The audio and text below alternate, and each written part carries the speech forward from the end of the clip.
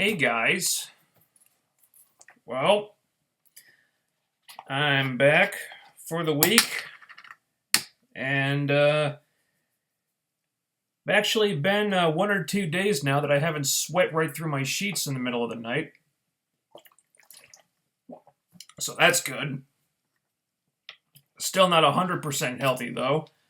Had to go to another doctor for the last lingering symptom that has not left yet. So I got some stuff for that I'm administering now. But you didn't come to hear me talk about my health problems. You want to talk about some TV shows, don't you? All right, so let's do that. And I have some things to say about the Legends of Tomorrow episode that just aired about an hour ago. Oh, God. I finally rid myself of Gotham only to get stuck with this instead. Ugh. Why do I do this to myself? Alright. So let's talk about some TV. Starting with, as always, Legends of Tomorrow. Excuse me. Season 1, Episode 13, Leviathan. So the team lands in the future to kill Vandal Savage at the height of his power because apparently that's their last option that's available to them. Along the way, they try to save some refugees, they kidnap Savage's daughter and turn him against him, pretty easily actually. The show turns into Pacific Rim for a few minutes, and once again they have a perfect opportunity to kill Savage and put this season out of its misery, only to once again flush that opportunity down the shitter because they are all really, really, really, really, really, really stupid.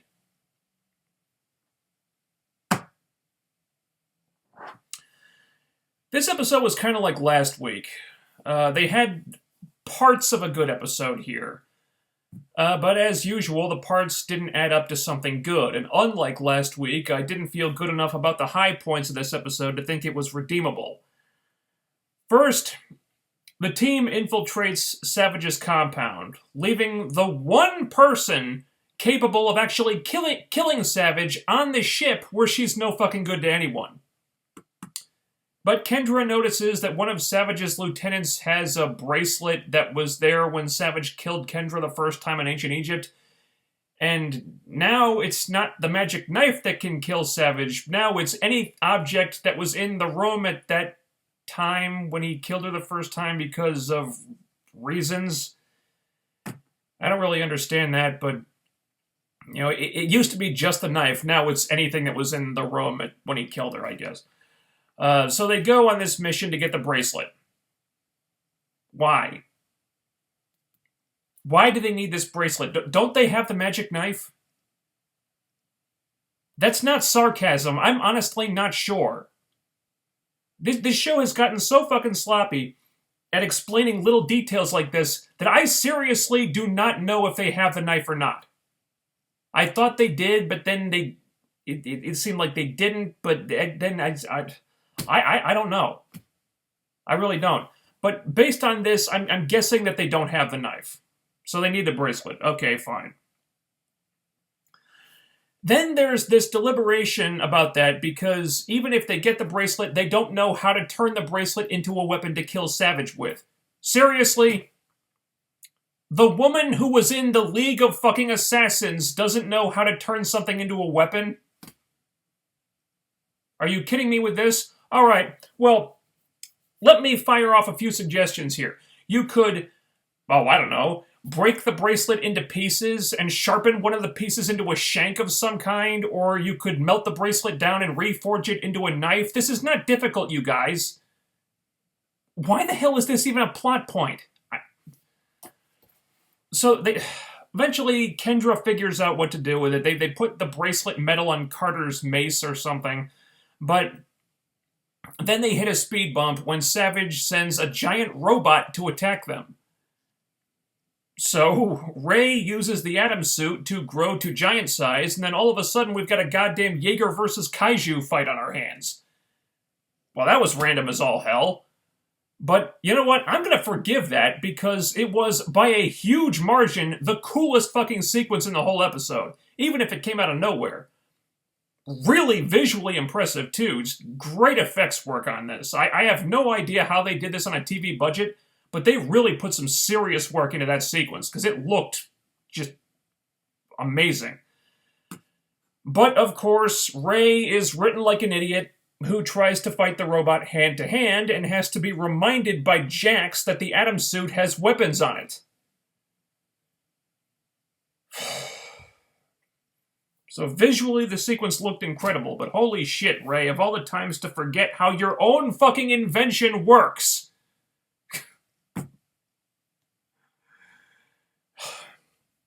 So the rest of the team infiltrates Savage's compound again. They actually have him cornered. Big fight ensues. Kendra actually has Savage on the ropes. She's about to kill him and finally end this lunacy when one of Savage's soldiers stops her. And as it turns out, this particular soldier is Carter, or a future reincarnation of Carter. You know what? Great swerve. Seriously, I thought that was a stroke of genius. Kendra's been remembering all these things about her past lives with Carter for the last couple episodes, starting to remember how she felt about him, starting to remember the whole soulmate thing and how she loved him in all these previous lives, and suddenly she's confronted with him in the flesh and he's trying to kill her. Great dilemma for Kendra, and something that would have had a big emotional impact and could have been played for some great drama. But they fucked it up immediately. Savage has Carter brainwashed and says that if Kendra kills him, Carter's mind will be lost. Oh no. Alright, question. So the fuck what? Did Kendra forget that Carter can reincarnate?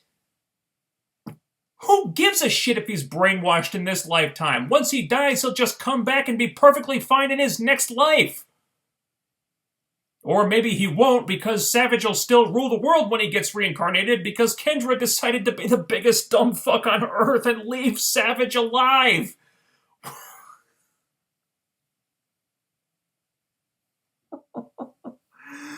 Jesus Christ! How many times does this make it that these idiots have had the perfect opportunity to kill Savage, handed to them on a silver fucking platter, and thrown it away for no goddamn reason at all? This is at least 3 times now, probably more. At least, they actually brought him back to the ship this time. Which is what they should have fucking done the first time this happened, but whatever. At least they learned something. Okay, they brought him back to the ship and they put him in a cell. Okay. So now they can kill him whenever they want to. Except they can't because, oh no, Carter will be brainwashed. So just wait for him to die. So, okay, how about this? Kill Carter so he'll reincarnate and be healthy and not brainwashed anymore. If it just... fuck's sake. I want to strangle the writers of this show. This shit pisses me off so much. Once again, they have a great concept for an episode, some really good parts to it, with some clever ideas thrown in, not to mention a pretty stunning fight sequence with Giant Ray fighting a giant robot, and once again they ruined it by having these characters be such poorly written ass clowns, failing to navigate through a sea of plot holes that they just become impossible to root for. 3 more episodes to go, people. Just 3 more episodes until this season is done and I don't have to review Legends of Tomorrow anymore. I don't know if I'm going to make it.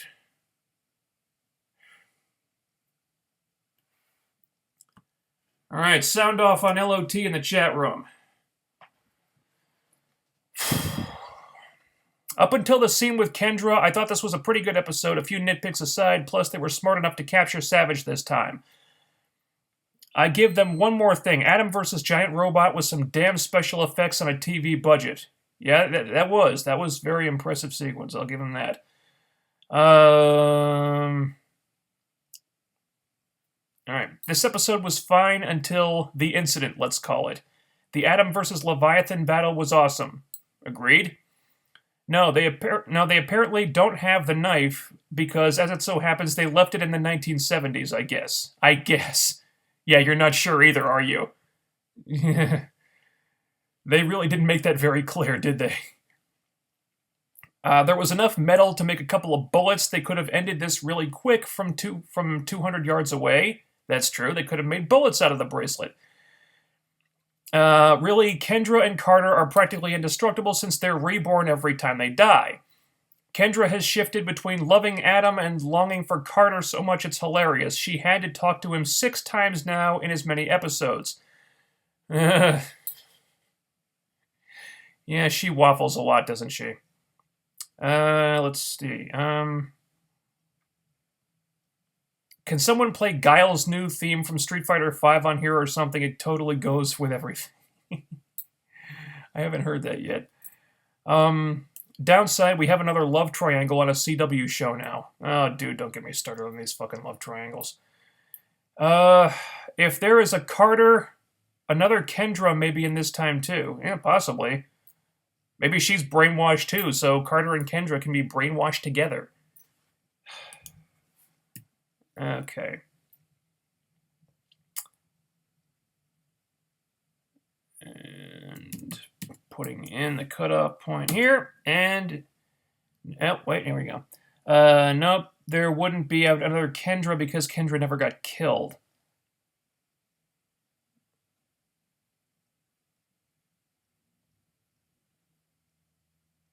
Oh, yeah, that's right. Yeah, Kendra from the prison is still alive. She never got killed, so she wouldn't have reincarnated. Oh, yeah, that's a good point. Okay. Flash. Season 2, Episode 19, Back to Normal. A new metahuman kidnaps Harry, and Barry has to figure out how to save him without his powers. Meanwhile, Zoom has Caitlin in his little cave hideout. She tries to escape, but Killer Frost makes that difficult.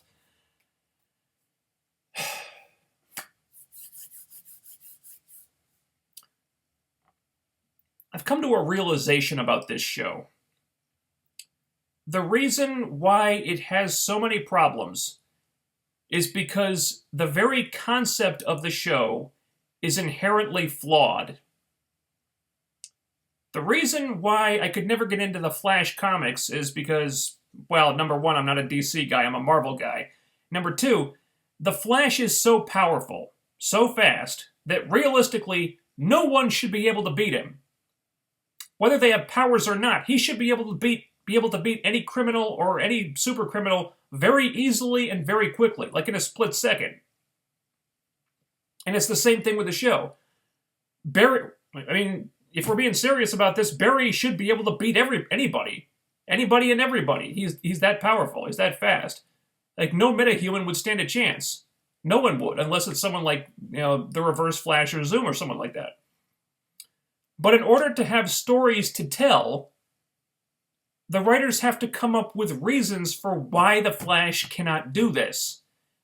And on this show, the writer's favorite reason, the one they come back to over and over and over again, is because Barry is a goddamn idiot who never learns from his mistakes. And if I'm being honest, we should probably expect that to continue. Because if Barry ever starts really learning things and figures out how to use his speed intelligently and effectively to stop crime and metahumans and whatever, they don't really have a show. Because every fight would be over just like that. Unless he's fighting someone like Zoom or the Reverse Flash or whatever. So ironically, the biggest problem with the Flash is the Flash. So we should savor episodes like this, because it's only when Barry's powers are taken away that he's actually forced to use his brain. That he actually has to do the intelligent thing for a change, because if he doesn't, he's dead. That's what he did here, and that's why this episode worked. But I guarantee you, the second Barry gets his speed back, it'll be right back to Barry being the biggest dumb fuck on Earth. But for 1 week, he could not afford to be like that. So we got an episode where the main character did not frustrate the living hell out of me. Hallelujah! So Harry's kidnapped by this super strong dude, and Barry doesn't have his powers. So what do? They science their way out of the problem. They come up with a good plan. Barry doesn't fuck it up by being stupid, because, again, if he does that, he's dead. The plan doesn't go perfectly, but ultimately, it works. They pull it off, they stop the bad guy, and the writers didn't need to have the heroes acting stupid at any point to increase the drama or to add a climax when they realized the episode didn't have a climax or anything like that.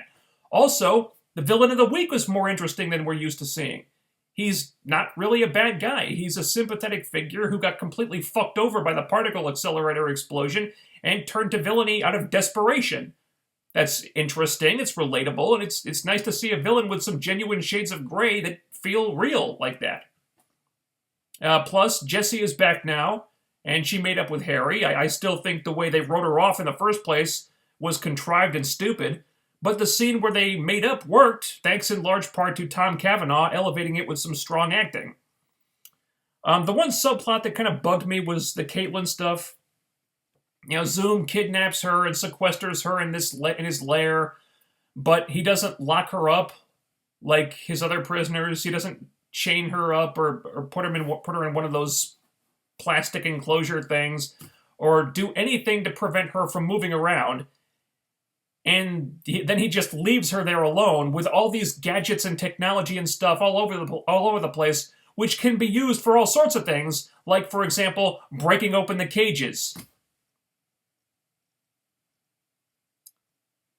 What the hell did he think was going to happen here? Did he think she was going to stay put out of the goodness of her heart? Did he think she wasn't going to try to escape somehow? Spoiler alert, she tries to escape. And she would have if Killer Frost hadn't fucked her over. Speaking of whom, I'm not happy that they killed off Killer Frost.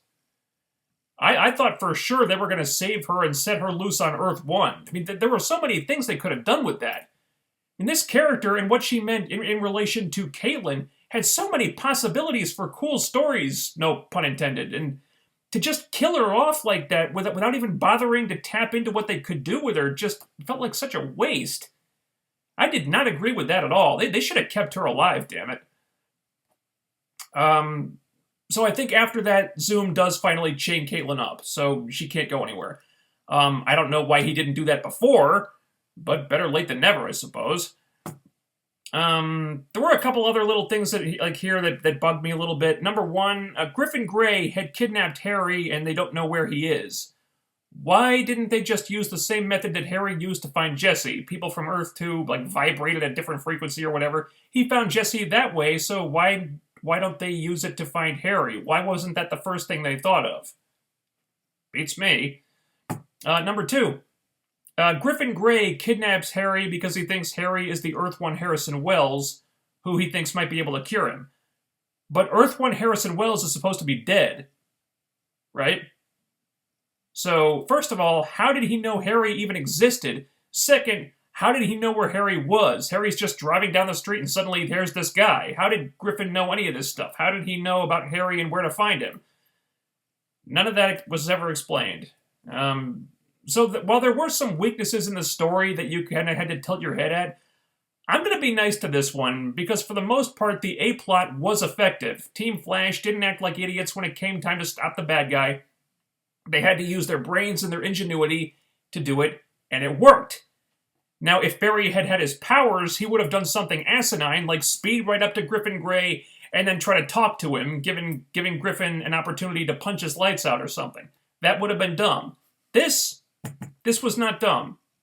And that's why I'm being nice to this one and calling it probably one of the better Flash episodes of the season. And sound off on the Flash. They should have had Barry tell Wally he was the Flash in that scene.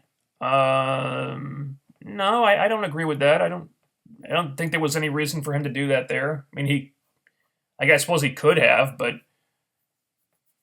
secret identities and all that. He'll probably find out pretty soon anyway, but I didn't see any reason for him to tell him if he didn't have to. Wait, so then the reincarnation cycle is disrupted, yeah? Who the hell knows at this point? What if the guy in the mask is Ronnie? Maybe he didn't die, but when he exploded to save Earth, he ended up on Earth 2, and Zoom captured him, although the actor is on the X-Files now. Possibly, I suppose, but why put him in a mask? You know? I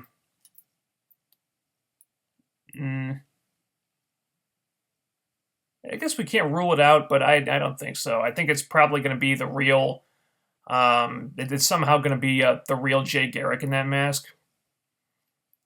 At least that's what I think. On this episode of Barry Talks Too Much, the show, Barry, for one, doesn't have the power to be able to afford to talk too much. Pretty sure we have conjecture to go on that guy in the mask as another Teddy Sears character, making him another version of Jay/Hunter. Yeah, that's what I'm thinking. Perhaps a time remnant that didn't go right along with Zoom's grand plan. Oh, Christ, we're getting into time remnants again. Oh, let's not go there again, please. That shit was confusing. Tom Cavanaugh as Wells, both Thawne and Earth 2, has really elevated the show with nearly everything he's done. Agreed? He's definitely one of the best actors in the show. And pretty sure Zoom set Snow up on purpose so he could kill Killer Frost right in front of her, and Frost did say she realized Zoom only kept her around because she looked like Caitlyn, so there's that. He set Caitlyn up on purpose so he could kill Killer Frost right in front of her? Why? What would be the point? I don't know about that. Let's see.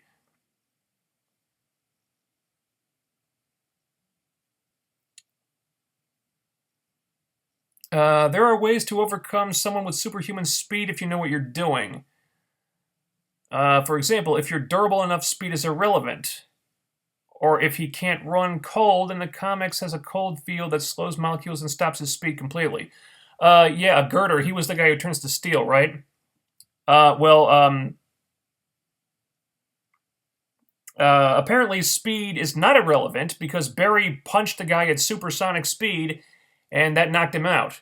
And apparently Barry, I believe Barry didn't even break his fist into 1,000 pieces by doing that. I'm not sure how, but that's what happened. Other speedsters also basically render Flash impotent. See Zoom. Yeah, I mentioned that. Anyway, the guy in the mask I'm still hoping out is Pharaoh Lad, damn it. Legion of Superheroes, here we come. I still don't know who Pharaoh Lad is. I have no idea what Zoom is keeping Killer Frost around for other than sex, which I can see, but they didn't imply such a thing for some reason. No, I don't think so.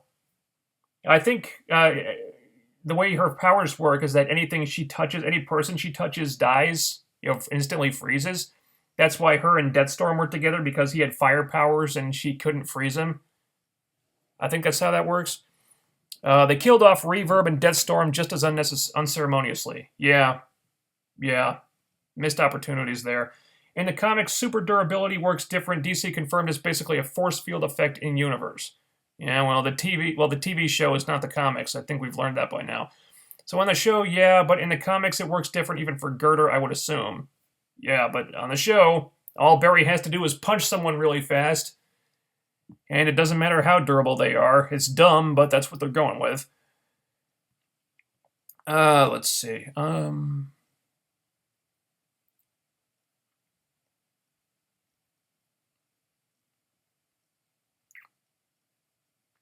What if this new particle accelerator gives Jesse Quick and Wally West their powers?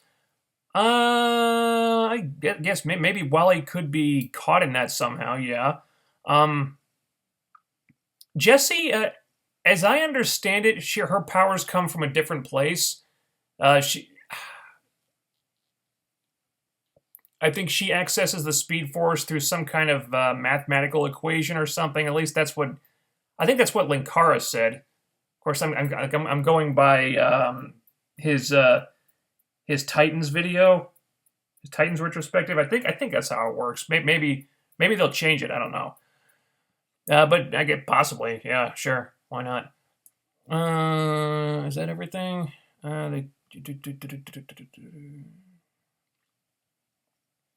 Frost was talking like a Disney villain the whole episode. I expected her to start up a sexy villainous song. I think Danielle Panabaker could have pulled that off. Time travel on Flash is so different from the way they describe it on LoT, it almost seems like two different universes. Yes. Exactly. It doesn't line up at all. They're just... the rules of time travel are completely different for these two shows. I don't know why. It's the same damn universe. It should work the same way, but it doesn't, because these writers are just pulling stuff out of their ass. The point, intimidation. I think Caitlin was pretty damn intimidated of Zoom already. I don't think he needed to kill Killer Frost to seem more intimidating. So on the show... as for the new particle accelerator giving Jesse and Wally their powers, that was a thought I had, but the next episode preview implies that the explosion is contained in that glass pod Barry's in. Well, who knows? I mean, it could something could go wrong. The explosion could expand beyond their control, I guess. Wouldn't be the first time something like that happened. Oh yeah, the equation. Thawne gave Barry that, did he? Shit, I don't remember.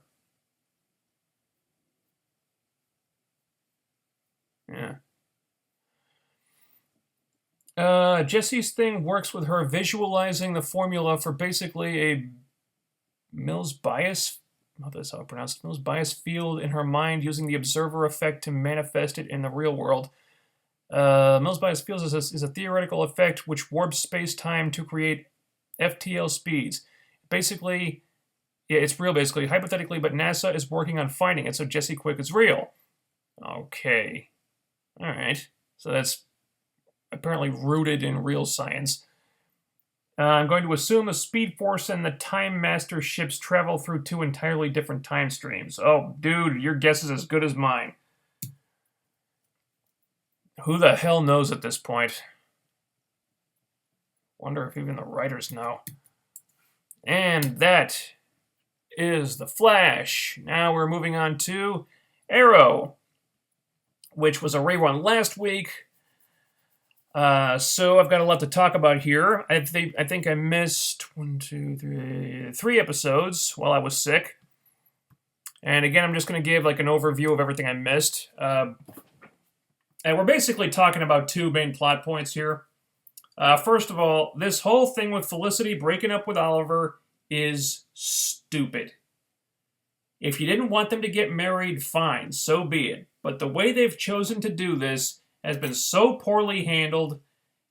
It's really disappointing, and I expected better of these writers. Felicity breaks up with Oliver because she's upset with him for something he had no control over, for not including her in a decision that she had no business being a part of in the first place. This doesn't make me sympathize with Felicity's position. This is just making Felicity look completely irrational, unlikable, and strangely out of character.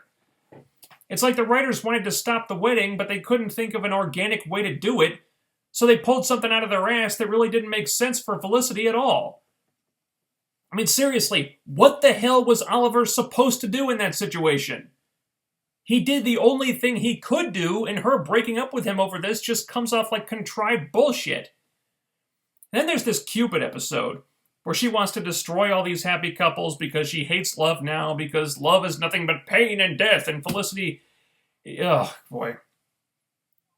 Yeah, the climax where they stage the wedding to lure her out, and she's like, oh, love is nothing but pain, and Felicity's like, no, love isn't death, love is life, or some cheesy bullshit like that, and they give her this corny-ass speech that reads like something you'd see on ABC Family, or that somehow convinces Cupid to stop what she's doing. And the stupidest part is that we know Felicity doesn't even believe any of this because she still doesn't want to get back with Oliver afterward anyway, so the whole thing rings completely false.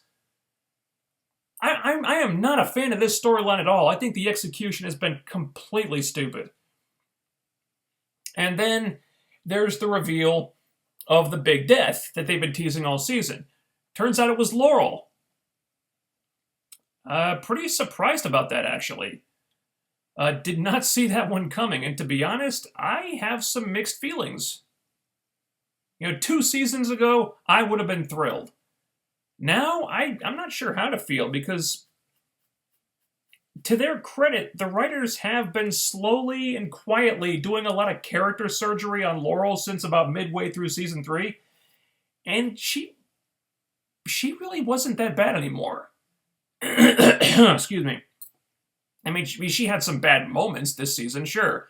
A couple of times where she regressed back to her unlikable past behavior, but for the most part, I think Laurel's been pretty good this season. So now you've got a situation where they took this character that was pretty much almost universally hated by the fans, as I understand it, that they somehow managed to develop into a more likable and useful character, gotten her to a place where I thought she was fine now, really. I liked what she brought to the table for the most part and was finally enjoying her role on the show, and then they killed her off. I can't believe I'm saying this, but it kind of felt like a waste of potential. Now, don't get me wrong, I prefer this to Dig or Thea getting killed off. I think it was done well. I think the ramifications for the rest of the characters will be deeply felt, especially for Dig, since him trusting Andy is what directly led to this. And but this turn of events has me strangely conflicted. I feel really bad for Quentin too. That poor bastard. This is the third time he's had a daughter die on him, and he's only got 2 daughters. Oh, poor guy. Having said all that, his other daughter does have access to a time machine, so they can easily take this back whenever they want. So suffice to say, Arrow's been a bit of a mixed bag while I was out of commission. To say the least. Oh boy. It leads us to this week. Arrow Season 4, Episode 19, Canary Cry. Team Arrow is reeling from Laurel's death, but they have to put their grief on hold when a Black Canary copycat with a grudge against Hive shows up and starts killing people. Okay, so this is the Fallout episode after Laurel's untimely demise. First of all, I thought it was really clever to juxtapose this with flashbacks to the fallout of Tommy's death, because that was another event that had a really big emotional impact on both Oliver and Laurel, and it also fills in a couple blanks about stuff that happened in between seasons 1 and 2. So that was a really effective framing device, and one of the only times this season when I haven't been just completely impatient with the flashbacks. I thought these were actually well done, unlike the rest of it, which is just like, I don't know, I just kind of wait for them to get back to the present day stuff. But the real meat of the episode is the team dealing with the death of their friend and how it affects all of them. And the best stuff goes to Dig and Quentin. Dig is consumed with guilt. He's blaming himself for trusting Andy, and he's so furious with himself that he just has to take it out on someone. So he snaps and he goes after Rube Adams, who at this point is the mayor. And all this feels really natural. On a lesser show, that might seem ridiculous to him just attacking the mayor's car and holding her at gunpoint and stuff, but they earned that moment. And I believe that Dig might have actually shot her if Oliver hadn't stopped him. So, Dig's guilt and self-loathing are really well done. As is Quentin's denial. He's in deep denial about Laurel being gone, and really, that makes total sense. His other daughter came back from the dead twice. So him thinking that Laurel might not be dead, that they can bring her back somehow, it's not far-fetched at all. And one of the first things he thinks of is the Lazarus pit. The pit's gone, but he didn't know that, and him thinking it was an option made sense, and it would have been stupid if they hadn't mentioned that. But there comes a point where he's just grasping at straws and getting desperate, so when Oliver finally confronts him, and it hits Quentin that his daughter is really gone, it's a really powerful moment. I thought, what the hell is it? The actor, his name escapes me at the moment. I thought the actor did a really good job. Paul Blackthorne, that's it. I thought Paul Blackthorne did a great job in that scene. The rest of the team's grief isn't handled as well. Oliver's is fine. But they don't touch on how Thea feels about this much at all. And Felicity seems almost kind of bipolar about the whole thing. For the whole episode, she seems to be taking it pretty well. I mean, she's sad, but she's still herself. And the only real beacon of anything resembling levity even tries to, like, attempts to make some jokes and try to cheer people up and stuff. But then in the last scene, she suddenly switches gears to the broken Felicity we saw in the flash forward, who has abandoned her whole moral code and is telling Oliver to kill the bastard who did this, which does not line up with the way she was acting in the rest of the episode at all. So there was a bit of a discrepancy there. But really, the whole episode is about honoring Laurel's legacy and what she stood for as a person, as a Black Canary. They do a good job with that, almost to the point where it was misrepresentative. Because Laurel may have been a good person most of the time, but she was no saint. Need I remind you of the time she brought Sarah back to life, and then Sarah escaped and started killing people, and then Laurel was more concerned about how this all affected her? Less concerned with the innocent people getting killed. Yeah, Laurel was not perfect. And the one thing here that I really didn't like was the part in the flashback where Laurel kisses Oliver and seems like she's hoping that they can get back together now. I was like, really? Tommy's not even cold yet and you're already kissing your ex? That was a pretty shitty thing to do. Was it in character for Laurel at the time? Perhaps. But it made what she said at Tommy's funeral about loving Tommy ring kind of hollow. And in an episode that was supposed to be about showing what a great person Laurel was, that did not sit right with me. More effective was the story about the copycat Black Canary and her potentially destroying Laurel's legacy. I really liked how Oliver revealed her secret identity at the funeral. It was not the smartest thing he could have done, because if people know who Laurel was, they could connect the dots and would probably lead them to Oliver's secret identity. But it does at least make sense that Oliver would want to say that, and really, I don't know how Laurel's secret identity was still a secret at that point anyway. Okay, the doctor who operated on her kept her secret for them. Alright, but she wouldn't have been the only person who knew. There would have been other doctors in the ER who cut her costume off and worked on her and stuff. Realistically, everyone would have known about her. There is just no way they could have kept that a secret, but I guess we're chucking this up to TV logic. As a goodbye episode for the Laurel character, this works really well, most of the time, minus a few nitpicks. I think they gave Laurel a nice send-off, and to be honest, I will actually kind of miss her. I know I've hardly been Laurel's biggest fan, and if this had happened in Season 2, I would have been jumping for joy, but they had developed Laurel into a much more likable character since then. Sure, she would occasionally relapse into her previous behavior that made her a fucking chore to watch at times in earlier seasons, but for the most part, I thought they'd turned a corner with her. And I think the show, will lose something with her being gone. I really do. That said, if there's one thing that takes this episode down a notch, it's the fact that Laurel's sister has a time machine. So we all know that Sarah could rectify all of this, could save Laurel's life and stop this from ever happening quite easily. So the emotional impact of everything is really lessened because the means of her return seems so simple and so obvious. So if the plan is for Laurel to stay dead, they'd better have a damn good explanation for why Sarah can't just go back in time and save her. Otherwise, that's going to make no sense whatsoever.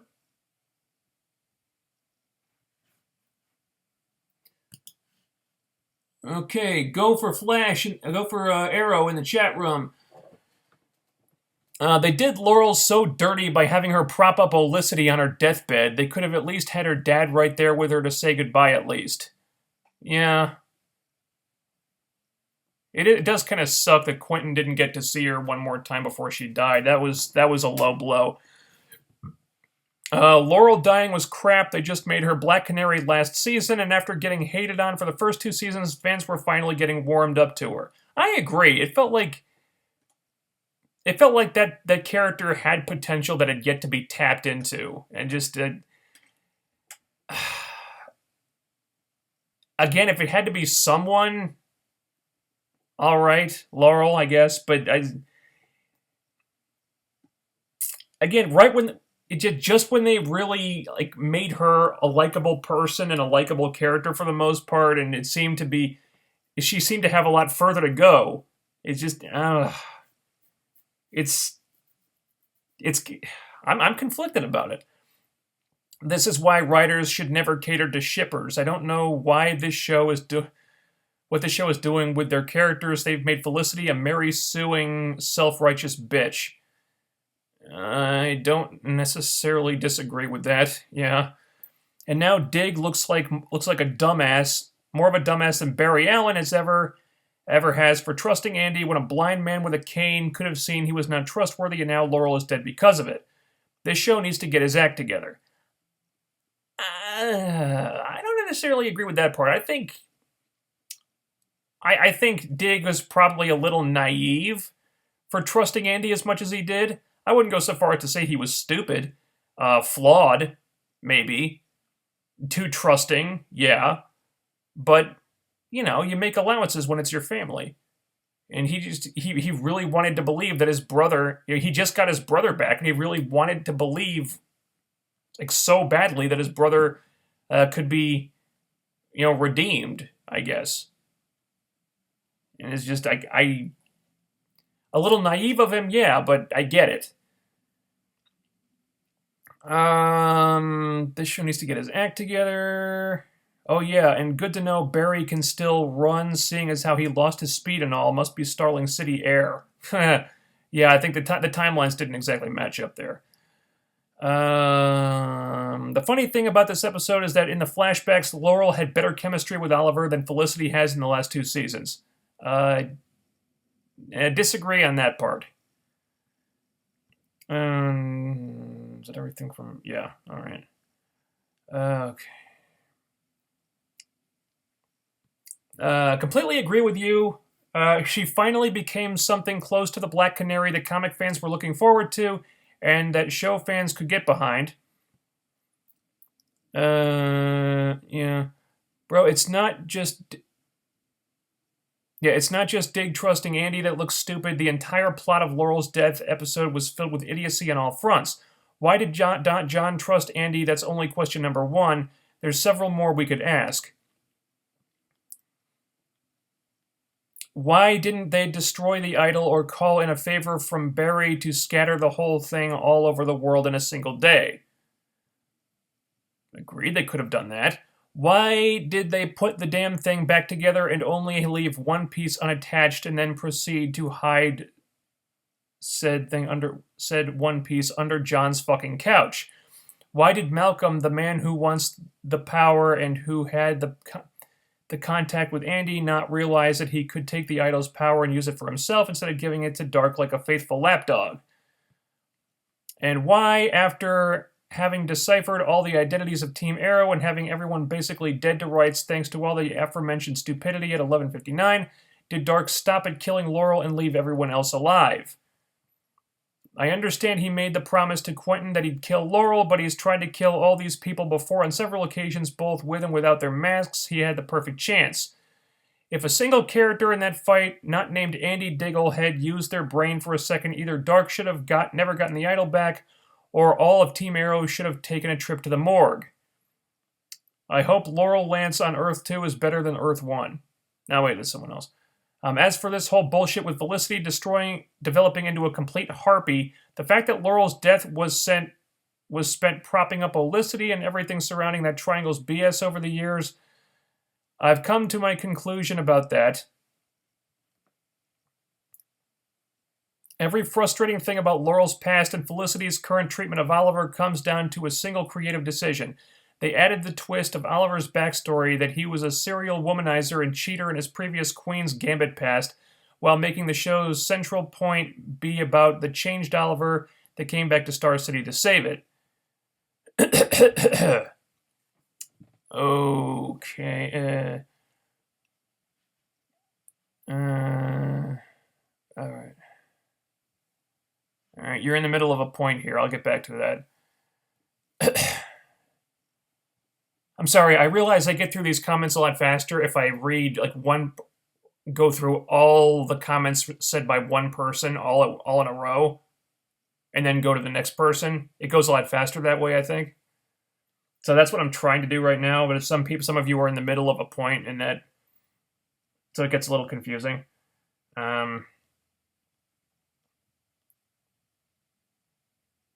Let's see. Amen to the Save Me one. I don't know how Arrow can recover from this. I don't know, but I won't give up too easily. I just want Ollie to nut up and become the Green Arrow we know and love. The rumor. Okay. Yeah, there have been some creative decisions that have been a little questionable this season. The rumor is that Oliver and Laurel faked her death and Laurel's in hiding. Yeah, maybe. I kind of thought that's what they were going to do. At the start of the season, my theory was that it was Felicity's grave, but that they faked her death and she was still alive. So maybe. Who knows? We know that Laurel told Oliver something. And then, they cut away, and then suddenly she's hemorrhaging and something. Maybe they faked her death. Who knows? There's an opening there that where they could sell that. Yeah.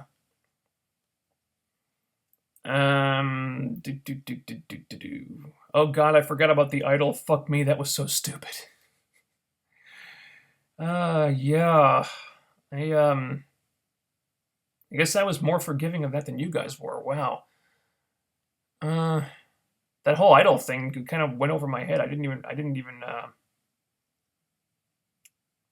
kind of forgot to mention that. Let's see. I was so preoccupied by how fucked up Felicity is now that I forgot the entire stupidity of the idol and how Dark got it back.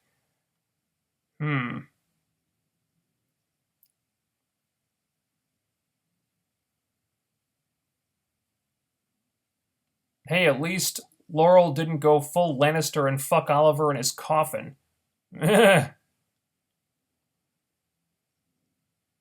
Fuck Oliver on Tommy's coffin. Yeah. That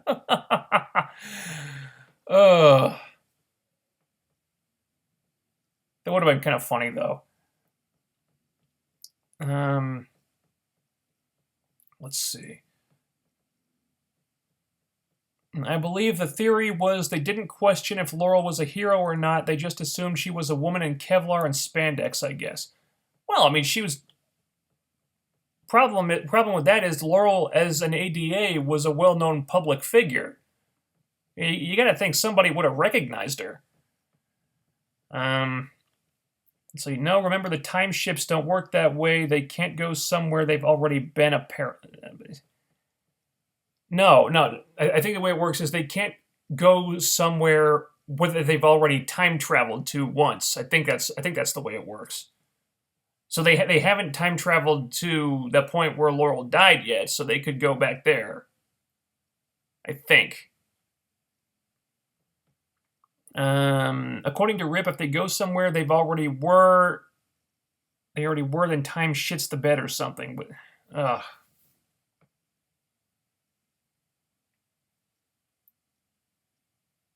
No. Remember? Because they time traveled back to like the 60s and met the younger version of Professor Stein. Remember? So they can go places where they already exist. I think that the trick is they can't go to places that they've already time traveled to. I think that's how it works. Now, this renders such ships worthless because you can only ever use them a finite number of times and calls Flash's time travel into question, but look, I got nothing. Dude, don't even try to figure that shit out. You just give yourself a headache. Okay, here we go. Back to Luke and Stone. All right, every frustrating thing about Laurel's past and Felicity's current treatment of Oliver comes down to a single creative decision. They added the twist in Oliver's backstory that he was the serial womanizer and cheater in his pre-Queen's Gambit past, while making the show's central point be about the changed Oliver that came back to Star City to save it. And because this is a CW show with a Tumblrite section in its fan base, they have to come up with some bullshit teenage drama angle with the main couple to make people care about the girl. Dragging out the corpse of Oliver's cheating past, despite it being wholly out of place with the premise of the show, is the easiest, cheapest card they have.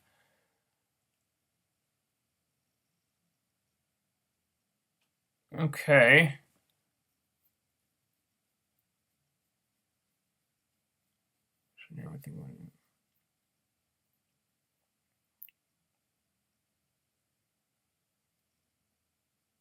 Teenage drama while the main couple to be able to care about the girl, dragging out the corpse while there's cheating past despite being wholly out of place with the premise of the show.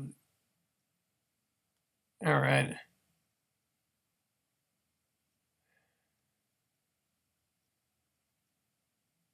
It's a good choice of words here. Easy and cheap. It's a good way to describe what they've done here. Okay. Let's see. Actually, now that I think about it, if you can only time travel to somewhere you've never been, how do you ever get back home?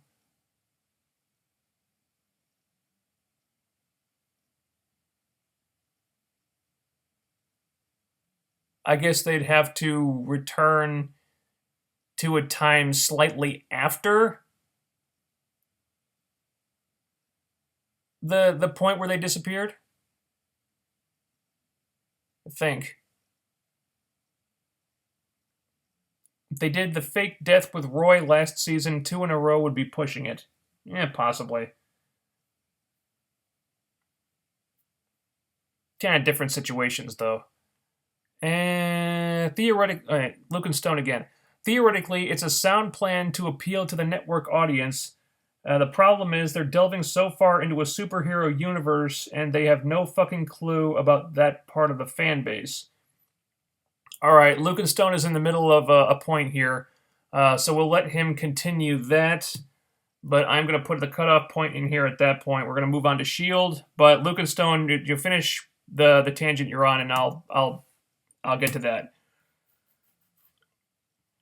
Okay.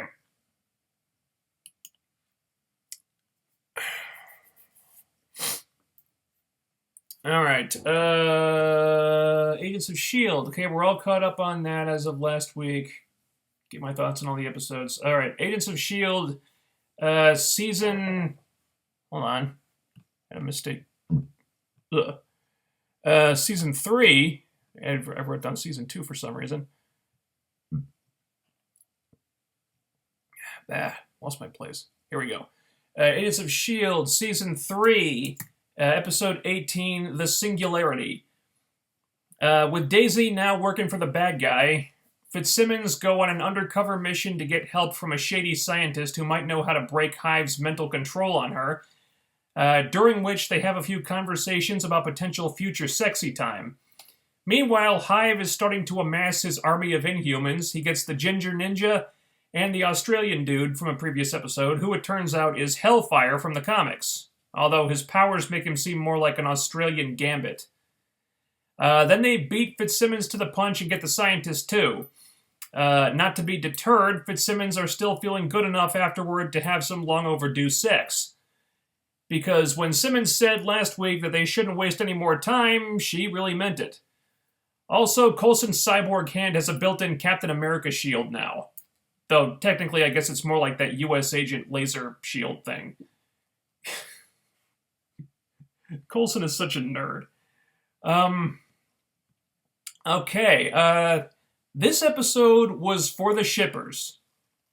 So much so that they actually titled it after a metaphor about Fitzsimmons having sex. Even those poor deluded Skyward fans get something too, in the sense that it's Chloe Bennett and Brett Dalton sharing scenes together again. Although the very idea of anything romantic that could be gleaned from a Daisy and Hive is kind of sickening. I would ask the Skyward fans to please not make a thing out of this because it's creepy and horrifying and rapey. But I just know there are people in the Skyward tag on Tumblr making GIF sets of that scene where they're standing next to each other with quotes from Adele on the bottom like, "We could have had it all!" So that's really messed up. But as someone who enjoys these actors, it is nice to see them getting some screen time together again for the first time in over a year. But the bulk of the episode is about Fitzsimmons, partly about their mission and partly about them finally getting horizontal after 10 years and 3 seasons of being platonic friends. Both are handled very nicely, thankfully. Of course, the mission goes south almost immediately, But that's a good thing, because we get to see some real character growth with the science babies here. And more than anything else, that's what this episode is about. These guys move in to remove them from the lab. Simmons gets taken away, but this big muscly dude tries to take Fitz, and Fitz just knocks him the fuck out. That was awesome. And then, shocker, Simmons gets confronted by Hive from out of nowhere. But she doesn't need anyone to save her. This time she gets herself out of trouble, which was really nice to see. And these scenes between Hive and Simmons and Daisy and Fitz, after Daisy comes in to confront Fitz, these are really important scenes too, for a couple of reasons. For one, there absolutely needed to be a scene where Simmons confronted Hive, and he taunted her with, space assholes memories, because she needed to get closure on the whole Mavet situation. Based on the way the episode ended, I'd say she got it. Also, if you pay attention to Chloe Bennett's performance here, when Daisy is, force choking Fitz, because Daisy can use the Force now, the words coming out of her mouth are Hive's words. I've never been so happy, stay away or I'll have to kill you, blah, blah, blah. But her eyes are welling up as she's saying these things. So this tells us that while she doesn't have the capacity to overcome Hive's influence, there's got to be some part of her deep down that's fighting it. So was it like instinctual, or is she aware on some level of what's going on, but she can't overcome it? We don't know. But if she is aware of it on some level, that does make the idea of fighting her all the more tragic. One thing I do have to take issue with here, though, is that when Hive is, talking to Simmons, and he's quoting Space Asshole's dialogue to her, things that he said to her on Maveth. This was the perfect opportunity to reveal why Hive orchestrated her meeting him in the first place. Why Hive trapped her in that cave so she could meet him. Why Hive wanted the two of them together. We still don't know why he did that. That's still a big question mark. And that needs to be explained before the end of the season. Maybe it'll be revealed later, I don't know. But this seemed like the perfect time to do it, perfect time to explain what the deal was with that, and they didn't take it. I'm not sure why. Maybe they're going to have Simmons confront Hive again later. I would hope so. Also, I think some people may be wondering why Hive and Daisy didn't just kill Fitzsimmons and basically let them walk away. They kind of leave that ambiguous in the show, but I got it. In Hive's case, we've seen previously that to some extent he's influenced by the memories of his former host bodies, so that could be part of it. Plus, Hive's Achilles heel really is that he's so completely self-assured, so convinced that he's the biggest bat in the room, almost to the point of myopia. And this causes him to underestimate people. We saw that with Gideon Malik. Hive didn't need him anymore, so he just discarded him without a second thought.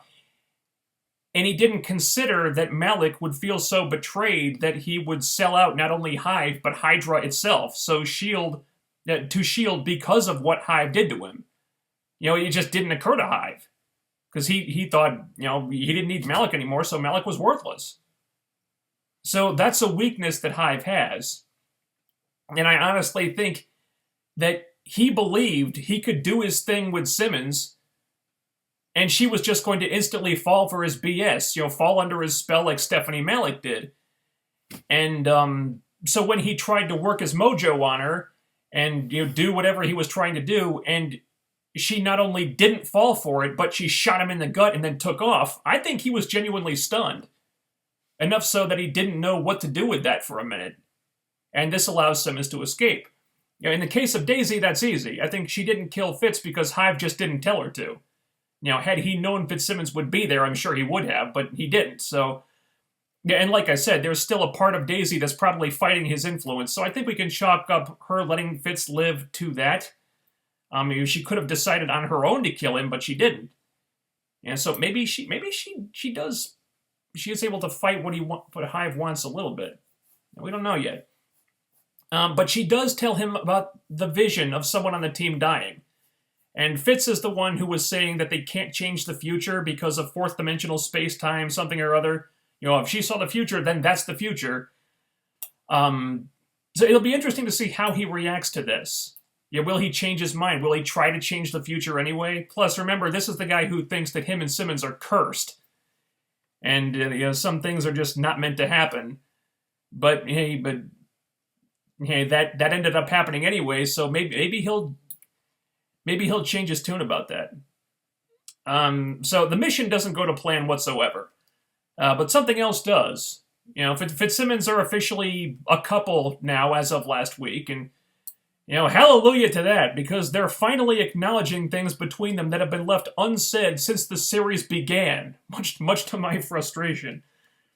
Like Fitz mentioning their history of unfinished conversations and them being determined to finish this one, which they do, and good lord, that was a long time coming. I mean, their entire storyline in season 2 was all about missed conversations and misunderstandings due to things that they didn't say to each other and stuff like that. So Jesus Christ, to finally hear Fitz say, "Look, we've got a history of this stuff, so let's just say what we want, say everything that we want to say here, so there's no, so we all understand where we stand with each other, and there's no misunderstandings at all." That was thank God. I've always said that one of the really ironic things about their relationship, especially in season 2, was that they could have solved almost all their problems by having just one honest conversation. The irony and the tragedy is that they were incapable of doing this at the time, but they finally did it here. Character development, awesome. Again, the topic of sexy time comes up, and they discuss it. They talk about what it would mean to them and the ramifications that it would have to their relationship, and they don't leave anything unsaid this time. And, they say everything they want to say, and they put all their cards on the table like reasonable, thinking, emotionally healthy people. Again, last season, this would have been unthinkable for them, but they're showing honest-to-God character growth here, because unlike Barry Allen, these two are capable of learning from their past mistakes. How refreshing. And I love that they decide that they should stop thinking about this and just do it, essentially. And then literally, the second they're alone, they start tearing each other's clothes off and fall into bed. That was amazing. After the writers had put roadblock after roadblock after roadblock in front of these two, after nearly 3 damn seasons, they finally caught a break. And such an incredibly sweet moment, too. That was really, they were really tugging on the heartstrings in that scene. I really loved that ending. Something else I appreciated. May finally lost a fight. This is something else that I've been waiting for a long time. And something that's always kind of bothered me about May, that when, I've talked about this before, I think, that they've almost made her so much of a badass that it becomes detrimental to her character. Because when she wins every single fight, after a while you start to assume that she's going to win every fight before the fight even starts, which kind of diffuses the tension of the fight prematurely. So I really wanted to see May lose a fight at some point, and not because the other person was, cheating or has superpowers or something, but because the other person is just a better fighter. And now technically the Ginger Ninja does have powers, she's the multiple woman, but May was only fighting one clone at the time, and she lost. Yeah, because she got distracted, but damn it, I'll take it. I'll take it. Now, moving on. Towards the end of the episode, we get this sequence of Talbot and his soldiers and whatnot taking down Hydra's infrastructure, thanks to the intel they got from Malik. We hear this happening on the comms, we see it on the monitors, but for the most part, this happens off-screen. Now, ordinarily, I don't like this. And, it would have been nice if they had something to cut to here, but we already kind of saw them taking down Hydra in a similar fashion last season, when it meant a lot more, following Tripp's death. So there wasn't really a point in showing us this twice, because it's kind of the same thing. Plus, Coulson said it best, this really should be a great day, but it's really not. because the Hive threat had superseded Hydra. He still has Daisy, so the victory over Hydra just seems really hollow and meaningless. Because they've got all this other stuff to worry about that's become a bigger threat at that point. And, and by now, Hive didn't really need Hydra anymore, regardless. Hydra was a means to an end for him. But now that he has Malik's money and resources, he just discarded Hydra like he discarded Malik. This was the organization that began as a cult that worshipped him as a deity, and he threw him away, the second he didn't need him anymore. Because, no skin off his back, he got what he needed. And, so yeah, I mean, it's kind of a strange creative choice to have like the downfall of Hydra be such a kind of a melancholy moment when you'd think it would be kind of a triumphant thing, but that's how it worked out, and honestly it worked because Hydra hasn't been that big of a threat since season 2, really. They kind of did like the lion's share of the work on taking them out in season 2. And this season it's more about Hive. It's not now the threat isn't Hydra, it's the thing that led to Hydra's creation. That's the issue. That's the bad guy. And he is still very much in play. Because now he's got his Inhuman posse. He's got this scientist dude that he wants to use to create more beings like him. And he's got this town. I guess he bought the town with Malik's money, and he wants to recreate the Kree experiments. Looks like. I said last week that I wanted Hive to do something really massive to show us the full scope of the kind of threat that he poses to everyone. We haven't gotten that yet, but it looks like we're getting closer to it. And, we saw in the promo, the Kree show up next week. And if they're getting wind of this, that means some bad shit's about to go down.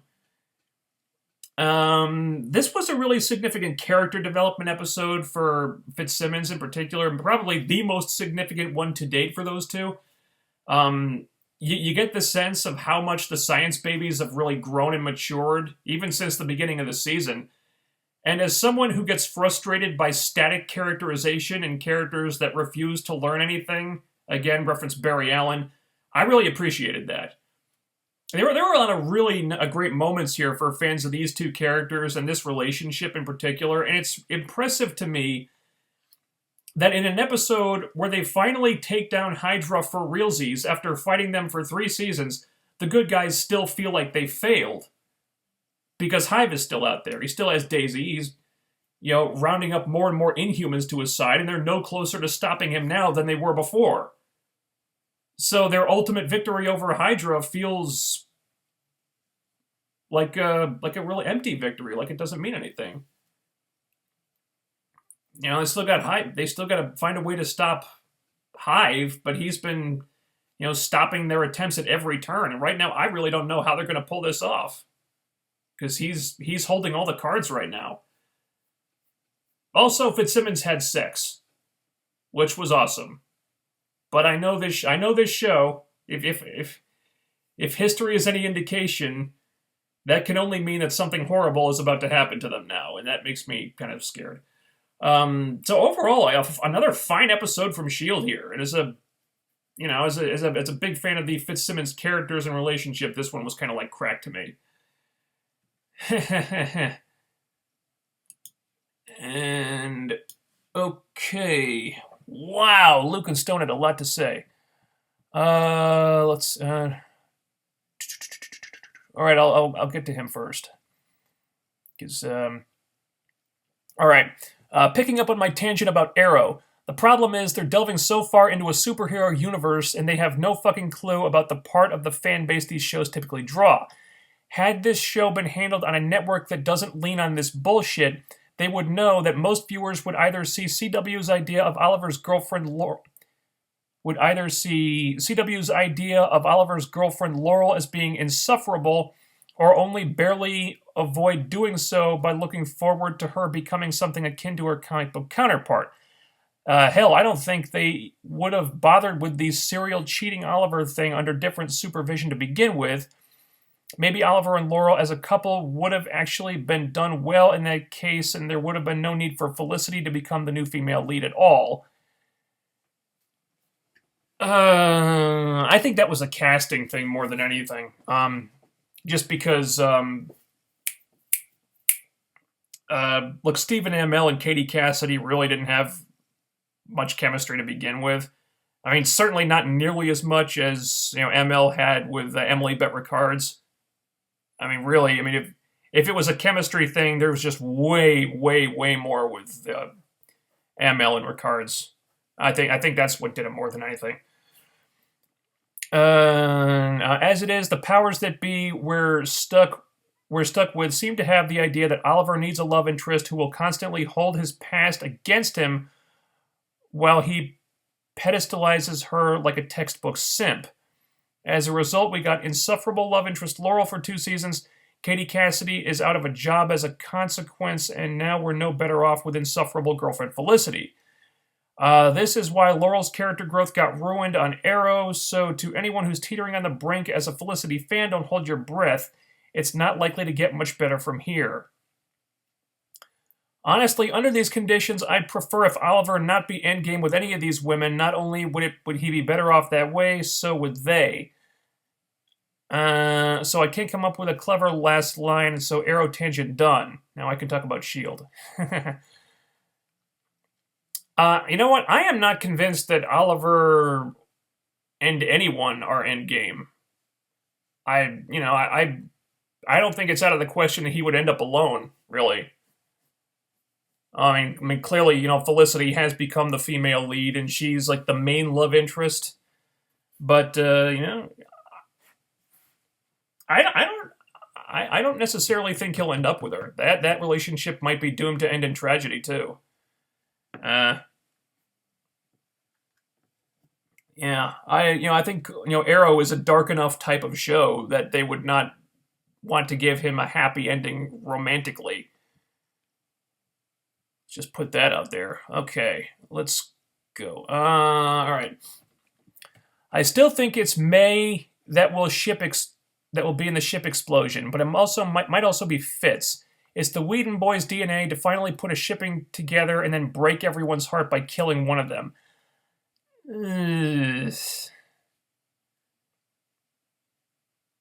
I'm still leaning toward Lincoln and or Lash. Yeah, I think if I had to pick one person, I would say Lincoln, because that would have probably the biggest effect on Daisy for a couple different reasons. Fellow Inhuman, it's her boyfriend, and I think they're setting the stage for him to do something really crazy to get her back. I think what's going to happen is he's going to save her from Hive, but it's going to cost him his life.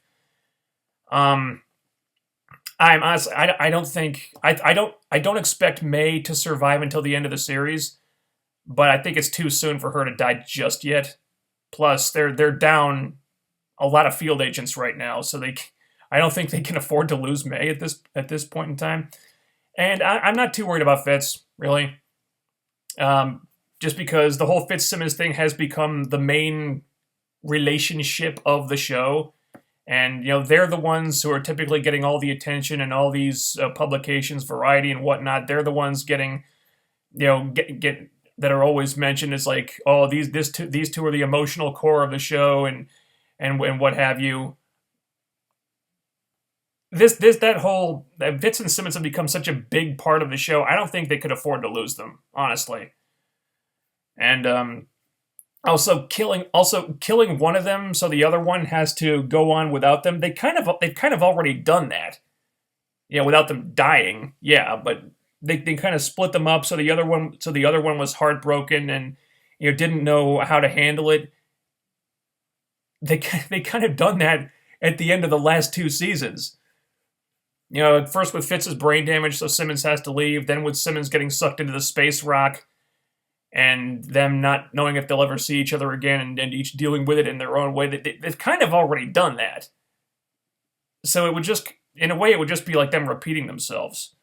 So no, I'm still thinking if somebody dies, if one person dies, I'm thinking it's Lincoln. I still think Lincoln, Lash, and Hive / Grant Ward are all goners by the end of the season. The shield is actually a reference to U.S. Agent's old energy shield back from the 90s. Yeah, that's what I was thinking. That's what I was thinking. Coulson's still living out his Captain America dream, first diving out of the plane and now having a great big shield. Yeah, plus, it went by pretty fast, but when he was watching the video of the Hydra being taken down, he had one of his old, bloodied Captain America cards from the first Avengers movie. Yeah, he was like he had that. Yeah, he's a big fanboy. The singularity they brought up here was actually really clever, referring to a technological singularity. Theoretically, it's point where technology progresses so fast it gets out of control like a black hole. You can't see past the event horizon. Yeah, that was an interesting little metaphor. Like, only Fitzsimmons could compare them having sex for the first time to getting sucked into a singularity. I was glad to see that Gemma is too smart to fall for Hive's BS. Me too. It's nice to see Simmons getting to be the hero of her own story in this case, because she has had to be saved a number of times. So it was really cool to see her be able to save herself in this situation. Yeah. And like I said, that confrontation needed to happen because she needed to kind of she needed to kind of get smacked in the face with the fact that this thing has her space boyfriend's memories inside him, and he's going to use that to try to manipulate her. So she needed to kind of deal with that to kind of put that whole thing behind her finally. So it's good that happened.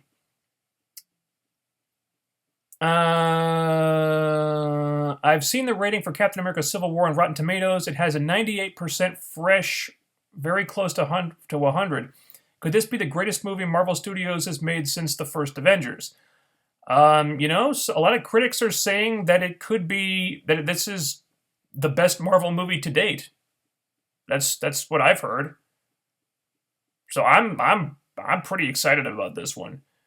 I mean, it's basically another Avengers movie. They got just about all the characters in there. Except the Hulk. They didn't get the Hulk.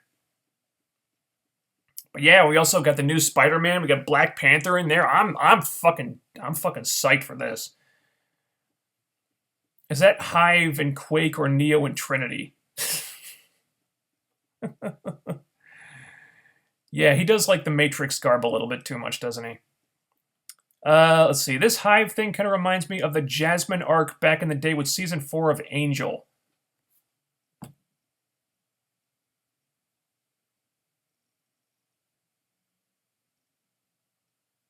I'm blanking here. Did Jasmine have mind control powers? Because I watched Angel. I'm not remembering that.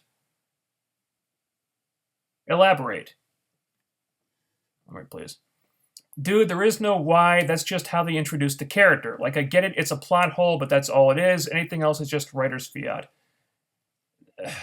It's no. I'm sorry. I can't let that go. It would be a really easy thing to explain. Okay, why did Hive want those two together? They just that needs to be tied up, or it's gonna bug me. It's just gonna bug me endlessly. I seriously doubt Hydra is gone. I doubt Hydra is even seriously damaged, considering that there were elements to it independent of Gideon. Oh, I think they are at least seriously damaged. Yeah, I don't think they're gone either. Maybe not completely, but this Hydra storyline has been going on for 3 seasons now, so it's probably time to wrap that up at least for a while. I mean, they could have him come back at some point, but now I think it's time to move on to something else because I would like to see them tackle other threats. They could do AIM. like the real AIM, not Iron Man 3 AIM, but like the Beehive suits AIM. I don't think they could do MODOK on a TV budget, but I'd like to see the Beehive suits. And, there's other stuff they could do, the Serpent Society, um, and, other stuff. It doesn't have to be all about Hydra all the time. Let's see. What are the chances that at the end of Captain America Civil War, S.H.I.E.L.D. is reformed?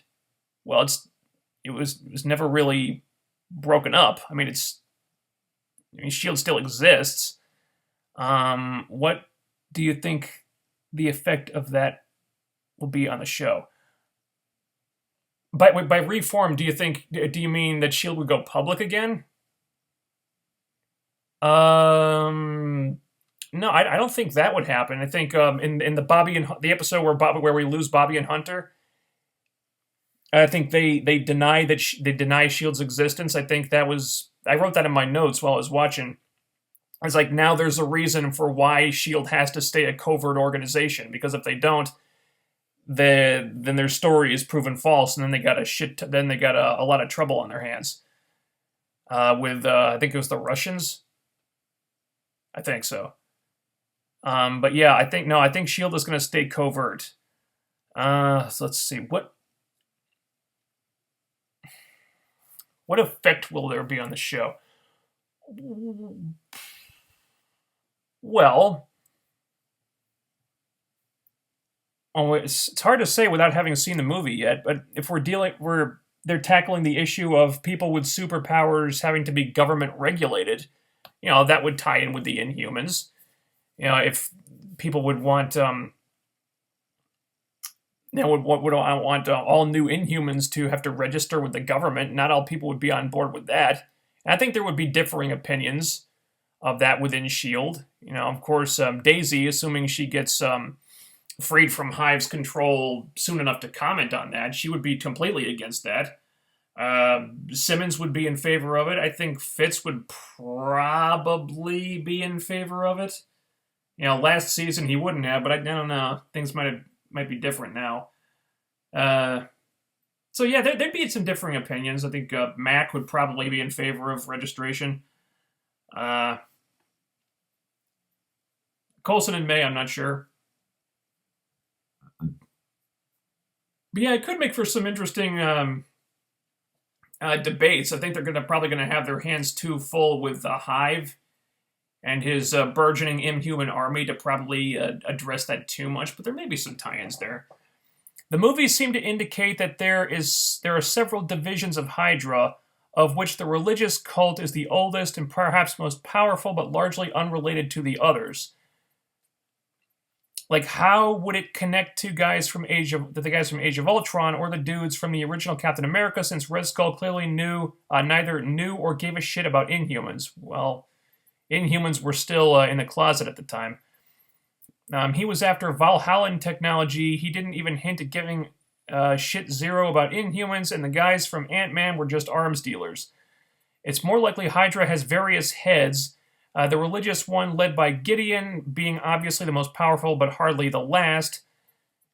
Agreed, but we don't know how much information and how much intel that Gideon Malik had on those other factions of Hydra. He could have known a lot about them, maybe enough to take them down. We don't know. But at the very least, he knew enough to be able to hurt them pretty bad. Let's see. Anyway, this S.H.I.E.L.D. episode was great as usual. Ironically, it's almost boring to talk about it because it's good. I mean, what else can you really say? How was the episode? Good. It was good. Kind of boring compared to the pants-shitting insanity of LoT or the hit-and-miss nature of Arrow. Pants-shitting insanity of LoT. Yeah, that's a good way to describe this episode. From out of nowhere, it's fucking Pacific Rim. It's like, where the fuck did this come from? Let's see. Holy shit. All right. Freaking happy that Fitzsimmons are finally done with the will they won't they drama. Me too. Could finally progress that. Now there's a couple whose development has changed for the better. Agreed? Hive's ability to tap into his previous sacrifices' memories and personalities continues to be creepy. And yes, this applies to Skyward as well. Oh, yeah. Daisy correcting Hive on her identity and expressing that she's glad Ward is dead while he's standing there in Ward's body is pretty telling in a number of ways. Oh, yeah, even more telling was that Hive said that Ward was happy he was dead, too. And he's saying this wearing Ward's... saying this while he's using Ward's body as a vessel. That's all kinds of messed up. Did you see the TV spot with Spider-Man versus the Winter Soldier? No, I didn't. No, I missed that. Let's see. Number 1. Daisy being able to say that spells out what I suspected all along about Hive's sway on fellow Inhumans. The pleasure center spiking method of the brainwash allows them to still be themselves, just dedicated to Hive. So infected Inhumans are both still themselves and one organism with Hive at once. Number 2, Daisy still hates Ward. She knows Hive isn't him. The show managed to both poke into the dynamic of Skyward as well as confirm that the ship itself is never happening again. Oh, tell it to the Skyward fans. They're going down with this ship, come hell or high water. Coulson, what if the director of S.H.I.E.L.D. had a shield? Oh man, Phil fanboy moments are still fun. Yeah, they are. Okay.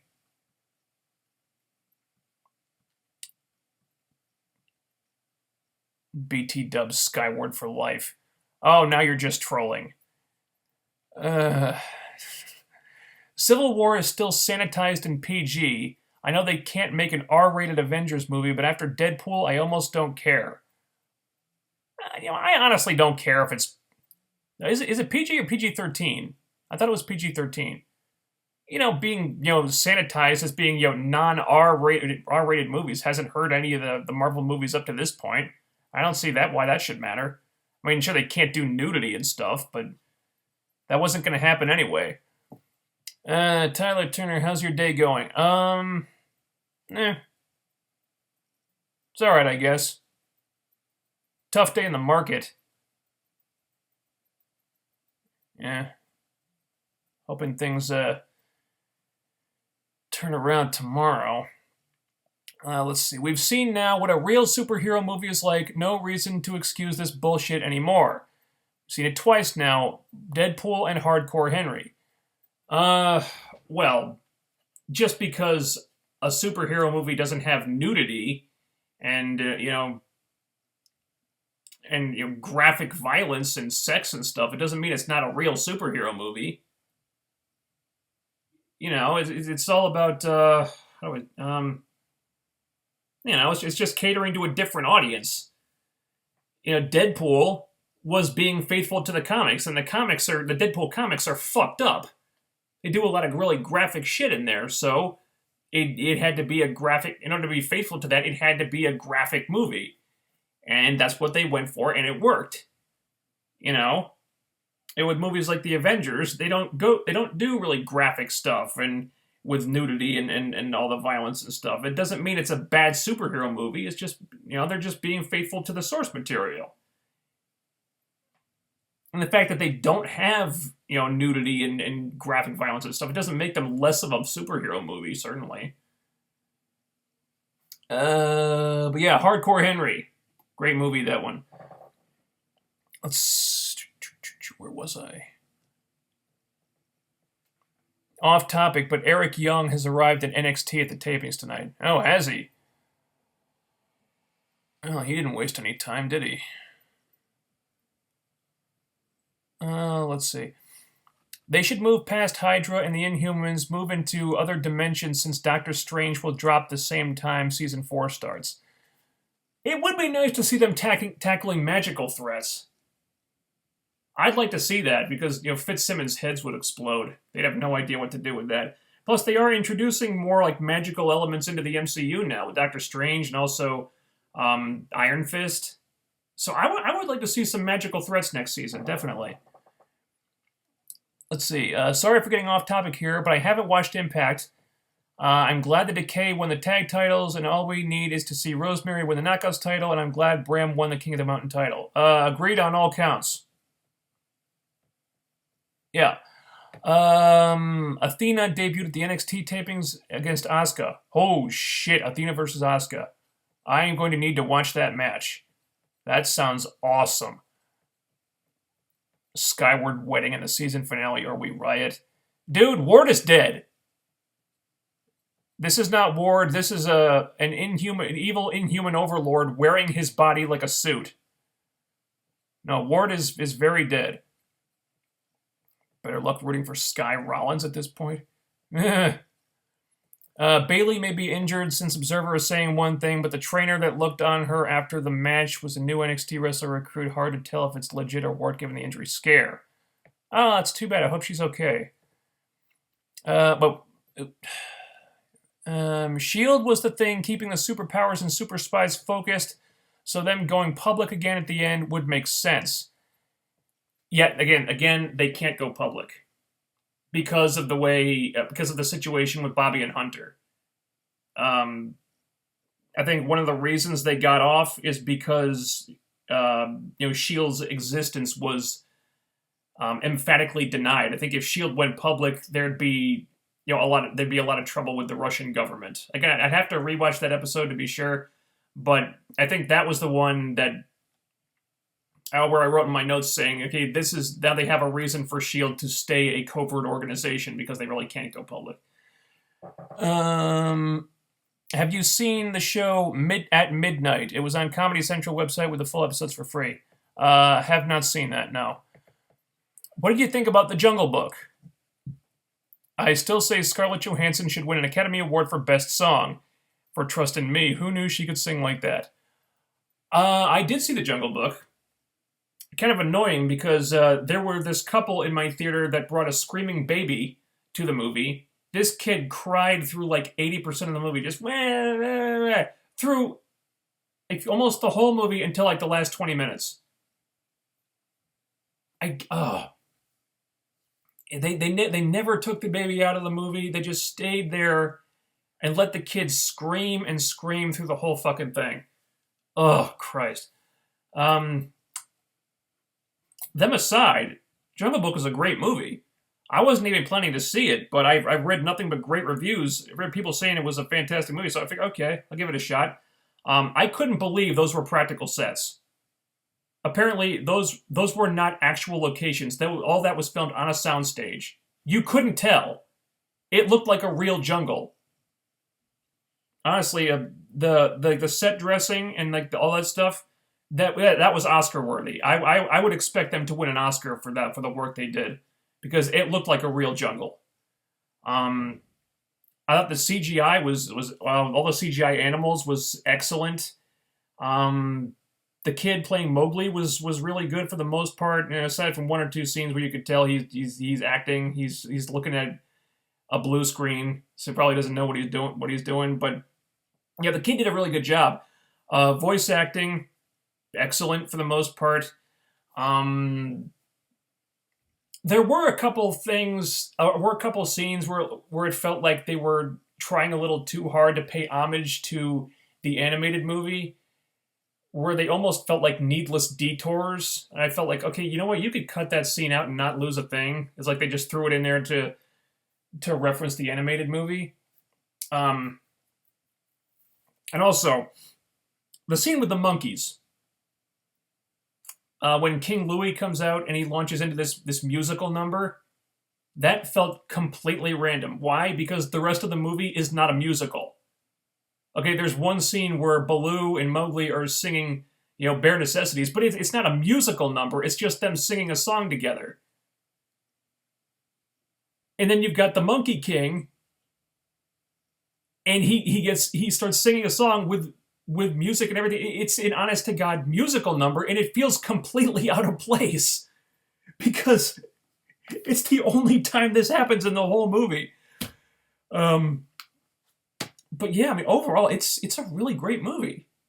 I was surprised because I have no real attachment to the animated movie, or haven't read like any of the books or whatever. But yeah, I was I was really surprised. It's an excellent movie. It deserves all the press and all the money it's making. And yeah, Scarlett Johansson with that song during the credits. Wow, she you kind of saw this a little bit with the movie Her. I don't know if you saw that, but it sometimes goes overlooked. But she has a very sultry and seductive voice, and I think that really worked with her playing Ka because Ka was supposed to be very seductive, not sexually, but just in a way that makes you trust Ka. Um, so yeah, that worked, and it's very. It's a good song. It's yeah, I totally get what you're saying. The reason I say they can't do R is because Disney would get bullshit from the PC police for if they did. Eh. I think doing R-rated movies is really not necessary for most of the Marvel properties. It's just not.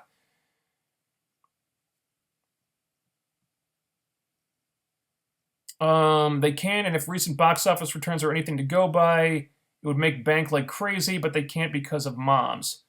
Dude, the Marvel movies make tons of money anyway.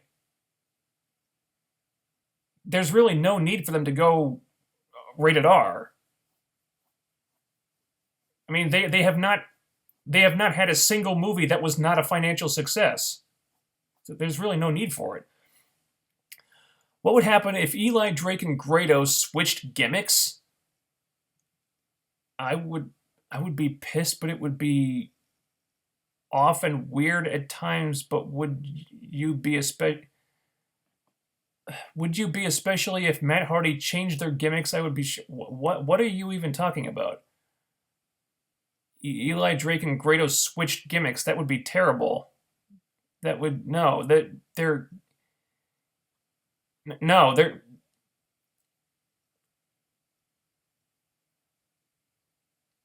no. Eli Drake is the loudmouth, egotistical asshole heel, and Grado is the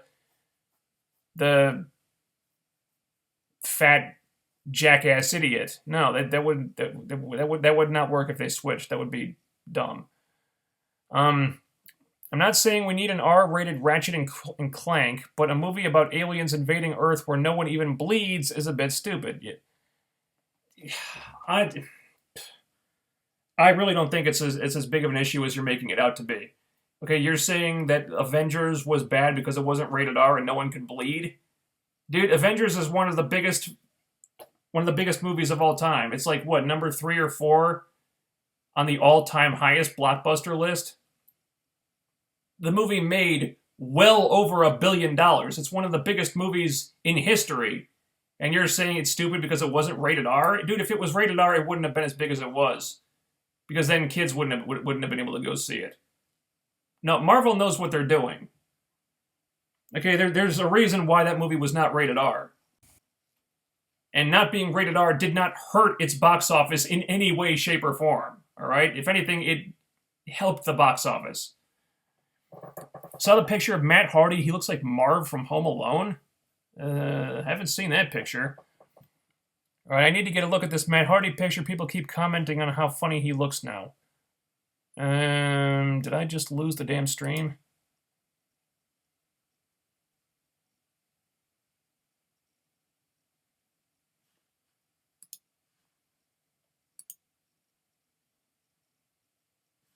Hang on.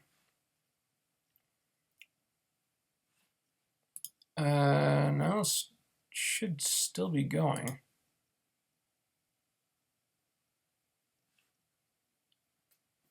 Is it working? Yeah, okay. Should still be going. Let's see. Do you think the Usos need to turn heel? I think their offense is probably works better with them as baby faces. Of course, them turning heel would be more character than they're used to showing. Um, I I doubt it would help Roman Reigns since he's supposed to have an association with them. If they turn heel, well, it's just going to be one more reason to boo Roman Reigns. It's not like he needs any more reasons for that. Is it time for the Barry Fucks Up Everything show yet, or did you cover that already? Yeah. Yeah, we did that. We go Legends of Tomorrow, then Flash, then Arrow, then Shield. So when the video uploads, just go too early on in the video. Let's see. Also, would it be funny if Eli Drake smashed Robbie E on the head with the dummy button? That would be. I would not complain if he did that. Yeah. Let's see. Will Rude show up on NXT soon? Probably. I mean, they showed him in the audience. I would guess he'll be on the show in the not too distant future. And thoughts on the Fact of Life segment. I thought Eli Drake was really funny. I love the dummy button where it goes to a soundbite of him saying dummies. I thought he was funny. So I enjoyed it until yeah.